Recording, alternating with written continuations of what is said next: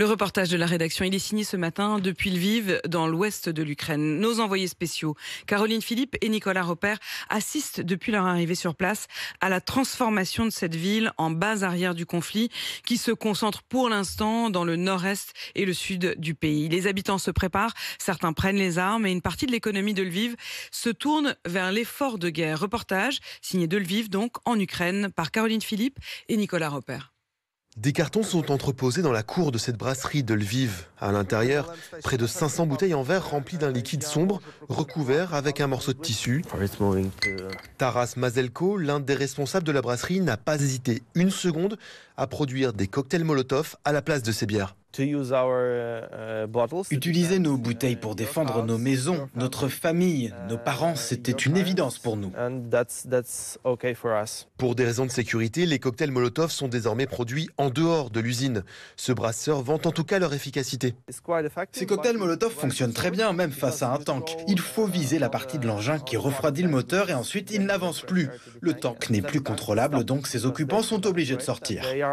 Dans une zone industrielle à l'autre bout de la ville, les fourneaux de cette usine de cuivre tournent à plein régime. Dès les premières heures de l'offensive russe sur son pays, Yuri Zoshkich, le directeur, a réorienté sa production pour fondre des grandes croix en métal. Ces obstacles anti-chars servent devant les points de contrôle partout dans le pays. C'est la première fois de l'histoire de notre société que nous modifions sa production. Nous avons modifié l'organisation de notre entreprise. Nous n'avons pas hésité. C'est notre devoir d'aider notre armée. Nous sommes tous engagés dans cet effort de guerre. Nous devons tous faire notre maximum pour repousser notre ennemi russe. Depuis le début de la guerre, les commerces non essentiels sont fermés. C'est tout le tissu économique de la région de Lviv qui se transforme. Les autorités encouragent ces reconversions.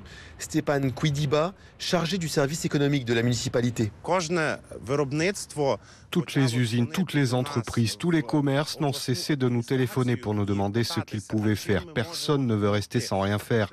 Nous avons donc pris contact avec l'état-major pour connaître les besoins de l'armée. Nous avons listé leurs demandes et nous les avons transmises aux entreprises selon leurs capacités. Et comme ça, elles ont pu aider leur pays. Les civils bénéficient aussi de cet élan de solidarité. À Lviv, plusieurs restaurants de la ville nourrissent gratuitement les Ukrainiens qui ont fui les zones de combat.